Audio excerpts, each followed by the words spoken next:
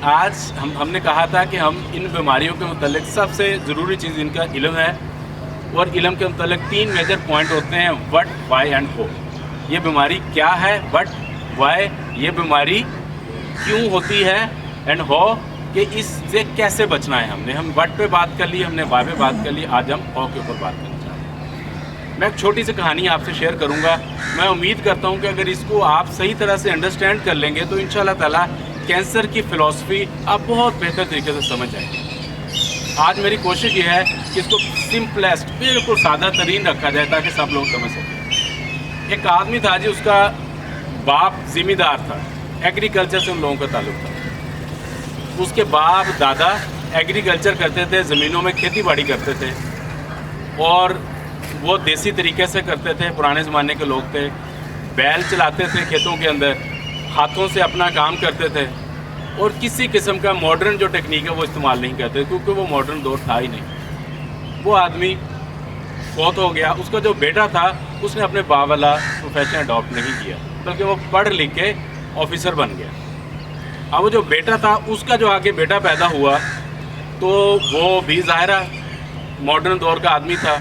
उसने भी तालीम हासिल की, बाहर चला गया, बाहर से पढ़ के वापस आया। उसने अपने बाप को कहा, बेटे ने, ये पोते की बात हो रही है, उस किसान के पोते की, कि अब्बा जान मैंने एग्रीकल्चर करनी, मुझे शौक़ हो गया, मैंने खेती बाड़ी करनी। उसके बाप ने कहा ठीक है, हमारी ज़मीन है, तुम कर लो।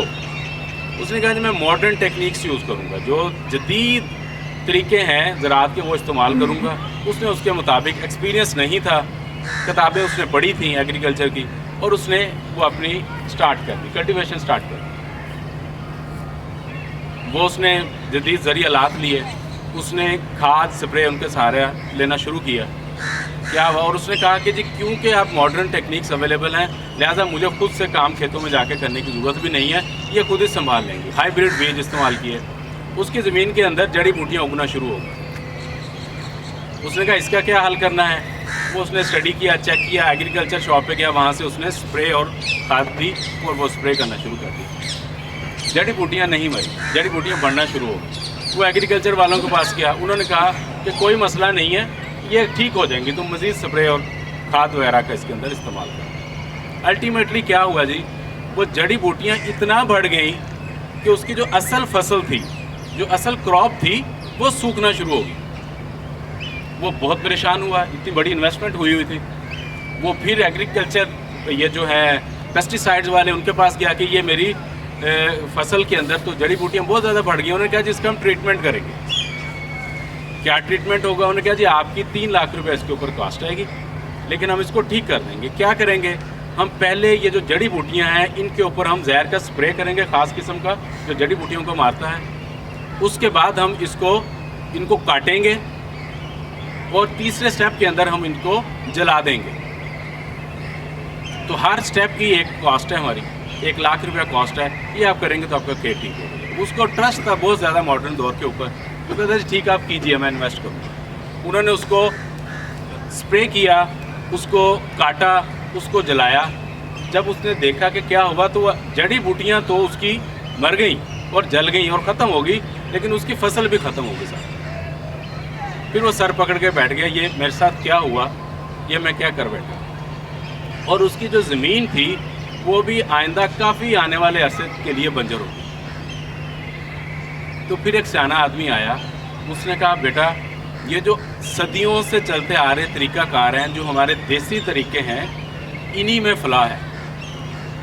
अब ये कहानी जो है ये बिल्कुल फिट होती है एक आम आदमी के ऊपर जिसको खुदा न खास्ता कैंसर डायग्नोस है। जो कैंसर होता है इसकी मिसाल बिल्कुल जड़ी बूटी की तरह है। हम जो हैं, जो उसकी ज़मीन थी, वो हमारी जो बॉडी है ये एक खेत है।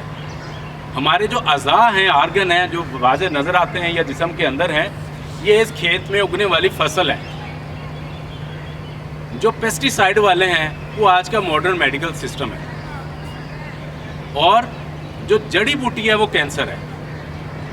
और हमारा जो दिमाग है, जो हम हैं असल में, वो इस खेत के किसान हैं। जो जदीद तरीका है, जो हमारा लाइफस्टाइल हो गया totally chemical based artificial lifestyle, ये जड़ी बूटियों को और हमारी इस खेत के अंदर मज़ीद जड़ी बूटियों को पैदा करता है। लेकिन जड़ी बूटियाँ पहले भी पैदा होती थी, अब भी होती हैं। कैंसर सेल बॉडी में इस खेत में बनते हैं, लेकिन जिस्म के अंदर इतनी ताकत होती है कि वो कैंसर सेल्स को रिमूव कर देता है, ख़त्म कर देता है। जब वो अवामिल जो जड़ी बूटियाँ पैदा करते हैं या कैंसर पैदा करते हैं वो बढ़ जाएं और जिस्म की सेहत, जो इंटरनल सेहत है, वो कम हो जाए, तो ये जड़ी बूटियाँ तनावर दरख्त बन जाती हैं और कैंसर की शक्ल इख्तियार कर लेती हैं। तो यहाँ पर सेहत क्या है, सेहत किस चीज़ का नाम है? मेटाबॉलिक, जो निशानियों की बात की थी आसिम साहब, वो क्या है? अब हमारे आज के दौर के अंदर वो अवामिल बहुत बढ़ गए हैं। मैंने लास्ट टाइम बहुत डिटेल में बात की थी, मेरा खैर रिपीट करने की ज़रूरत नहीं है। और जो सेहत के हालात हैं, बॉडी की जो ताकत है, वो बहुत कम हो गई है। Metabolic syndrome, metabolic illness, body के अंदर उतनी ताकत नहीं रही इनके साथ डील करने की। जिस बंदे की बॉडी सेहतमंद है, उसकी जड़ी बूटियाँ खुद ब खुद रिमूव हो रही होती हैं। जो वीक होता है, उसकी मेटाबॉलिक हेल्थ वीक होती है, वहाँ पे खुदा न खास्ता ये बीमारियाँ पनपना शुरू हो जाती हैं। दूसरी बात होती है इम्यून सिस्टम, हमारी कुव्वत मुदाफ़त।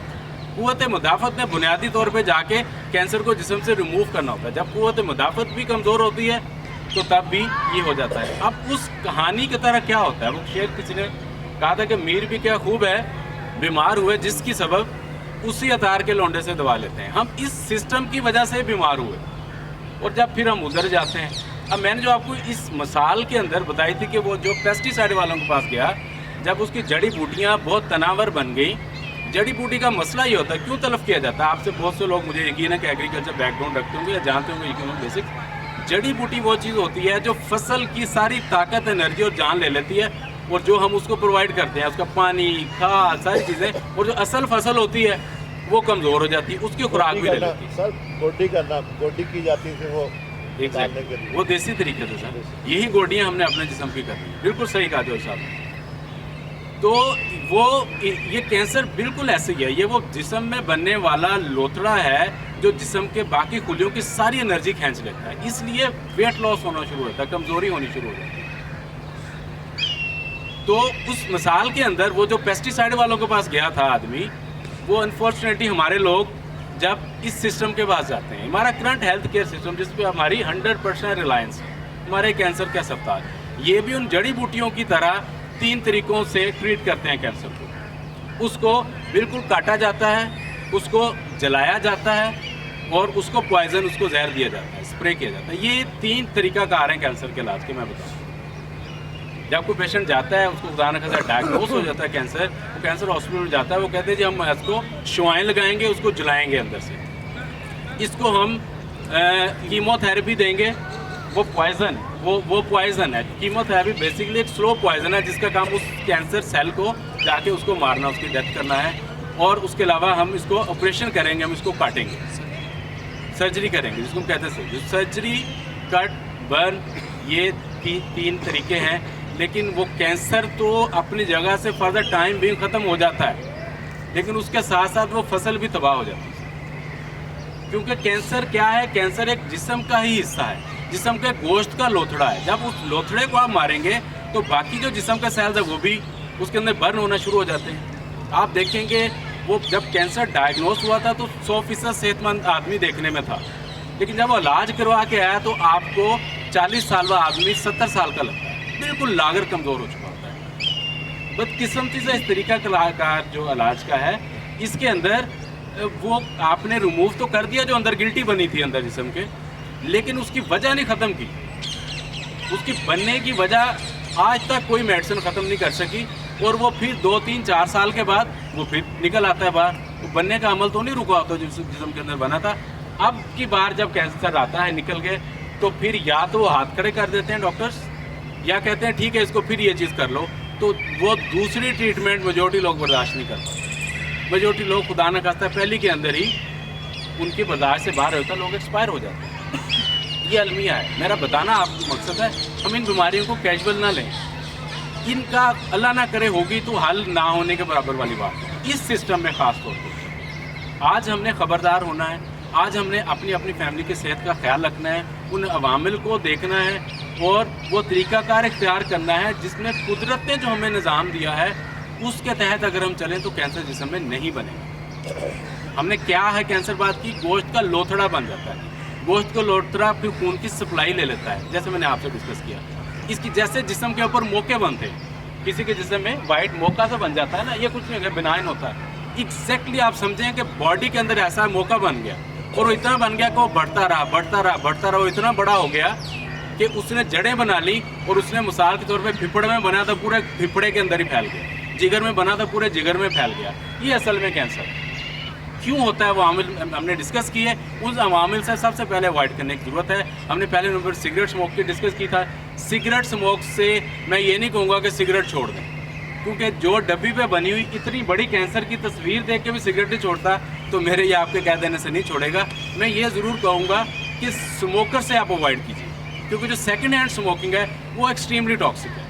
वो जो पी रहा है वो फर्स्ट हैंड स्मोकिंग है। जो उसके फैमिली मेम्बर, उसकी बीवी, उसके बच्चे, उसके माँ बाप, बहन भाई, उसके ऑफिस के कुलीग, उसके दोस्त, या किसी लेट से ट्रांसपोर्ट में कहीं बैठा हुआ है बाजार में, वो इर्द गिर्द के लोग उससे इफेक्ट हो रहे हैं, तो उसको समझाए, नहीं समझता तो उससे अवॉइड कीजिए। लोगों में इतनी, मैंने देखा है कि अक्सर लोगों में अवेयरनेस की कमी है, ये कैजुअलनेस है कि बच्चा पकड़ा होता है, छोटा मासूम बच्चा अपना 2 साल का हाथ में पकड़ा है, साथ में सिगरेट पी, तो सर सिगरेट से अवॉइड करना है, स्मोकर से अवॉइड करना है, नंबर 1। नंबर 2, हमने शुआओं की बात की थी। शुआएँ जो है ना, दे हैव कार्सिनोजेनिक इफेक्ट। वो कार्सिनोजन यानी वो अमल वो है, वो फैक्टर है कि जो कैंसर कर सकता है। इसमें सबसे ज़्यादा मोबाइल फ़ोन की शुआएँ हैं, और अब ये 5G की नहुसत आ रही है, ये जब आ जाएगा, अभी मैं कल देख रहा था कि जी एप्पल ने iPhone 12 लॉन्च कर दिया और उसके अंदर 5G अवेलेबल है। अब एप्पल ने 5G का फ़ोन लॉन्च कर दिया, इसका मतलब है कि 5G आ रहा है।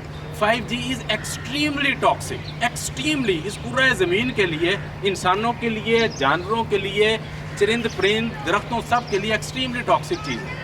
हमने आज से उसकी तैयारी करनी है, उससे बचना, क्योंकि आप मैं उस पर पाबंदी तो नहीं लगा सकते ना। मोबाइल फ़ोन के इस्तेमाल को मिनिमाइज़ कीजिए, मैं ये सजेस्ट करूँगा। अगर आप टेलीफोन कॉल इस्तेमाल करते हैं, अननेसेसरी फजूल की कॉलें ना करें। उसका स्पीकर हमेशा इस्तेमाल करें, उसके लिए हैंड फ्री यूज़ करें, लेकिन वो भी ब्लूटूथ वाला इस्तेमाल ना करें। आपके घर के जो वाईफाईज़ हैं, वाईफाई को प्लीज़ ख़ास तौर पर रात को सोते हुए उसको बंद कर दीजिए। ब्लूटूथ का इस्तेमाल कोशिश करें कम से कम हो, जितना हो सकता है इन चीज़ों से आप इज्तनाब करें, अवॉइड करने की कोशिश कीजिए। उसके बाद हमने केमिकल्स की बात की। यहाँ मैं आपको इंतहाई ज़रूरी, मैं कहूँगा 1 करोड़ रुपए की बात मैं आपको बता रहा हूँ, किसी ने नहीं बताई हो, इंतहाई इम्पोर्टेंट बात। जो बॉडी है, इसको आप जो भी चीज़ देते हैं, चाहे वो मुंह के रास्ते अपने अंदर लेके जाते हैं, या फिफड़ों के रास्ते अपने अंदर लेके जाते हैं, या स्किन पे जो भी चीज़ लगाते हैं हमारे अंदर ही जाती है। ये एक ही बात है। मैं मुंह से कुछ कहूँ, सांस से कुछ लेके जाऊँ, या मैं जिस्म के ऊपर कुछ अप्लाई करूँ, सब खून में जाती है। वो बॉडी के लिए एक ही चीज़ है, कोई फ़र्क नहीं है। बॉडी 2 हिस्सों में डिवाइड करती है किसी भी चीज़ को जब मुँह से देते हैं। या वो तीसरा नहीं है ब्लैक एंड वाइट के अंदर, या वो खुराक है, न्यूट्रिशन है जिसको उसने इस्तेमाल करना है, जिस्म का हिस्सा बनाना है, या वो उसको एज ए पॉइजन लेती है या जहर लेती है। बॉडी के पास कोई ग्रे एरियाज नहीं है। और मैं याद रखें कि कोई भी केमिकल, चाहे वो लाइफ सेविंग मेडिसिन ही क्यों ना हो, वो बॉडी की नज़र से अगर हम देखेंगे तो वो पॉइजन है। एवरी केमिकल, जिसको आप सेफेस्ट भी समझते हैं, बॉडी उसको एज ए पॉइजन ही ट्रीट करती है। जब पॉइजन बॉडी में जाता है तो बॉडी फ़ौरन अलर्ट होती है, उसको फ़ौरन जिगर के पास लेके जाती है। उसके बाद उसको डिटॉक्सिफिकेशन, डीएक्टिवेशन करने का उसके पास पूरा निज़ाम है। वो उसकी कोशिश होती है कि मैं जल्द अज जल्द इसको डीएक्टिवेट करके, डिटॉक्सिफाई करके मैं इसको बाहर निकाल दूँ, पेशाब के रास्ते या पसीने के रास्ते या पकाने के रास्ते।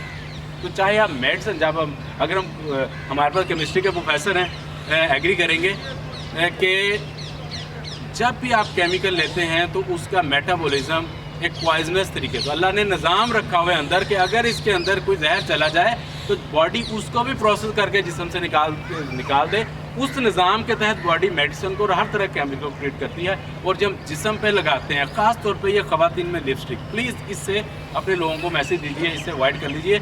ये जो मुंह के होंठों के अंदर का हिस्सा है, यहाँ से सबसे ज़्यादा अब्जॉर्प्शन होती है, यहाँ से सबसे ज़्यादा खून के अंदर शामिल होता है। लिपस्टिक का इस्तेमाल बहुत ज़्यादा हो गया है। ये हार्मोन्स को चेंज करती है, ये कैंसर का सबब हो सकती है, ये औरतों को मर्द बना सकते हैं केमिकल। यानी उसके मुंह पे बाल निकल आना, उसकी मर्दों जैसी आवाज़ हो जानी, उसके क्योंकि मर्द को औरत भी बनाते हैं ये। यस, मैं आपको उसकी भी निशानी मैं आपको बता दूंगा लहजा से। ठीक है, ये केमिकल हार्मोन डिस्ट्रप्टिव होते हैं, ये मर्द को औरत और औरत को मर्द बनाते हैं। मर्द और औरत में बुनियादी फ़र्क सिर्फ एक हार्मोन का है, उसका नाम एस्ट्रोजन है।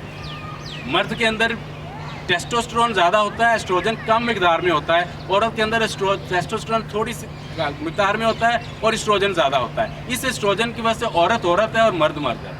ये जितने भी केमिकल हैं ये एस्ट्रोजन मिमिकिंग इफेक्ट करते हैं, ये बॉडी में जाके एस्ट्रोजन वाला रोल करते हैं, हार्मोन को का बैलेंस खराब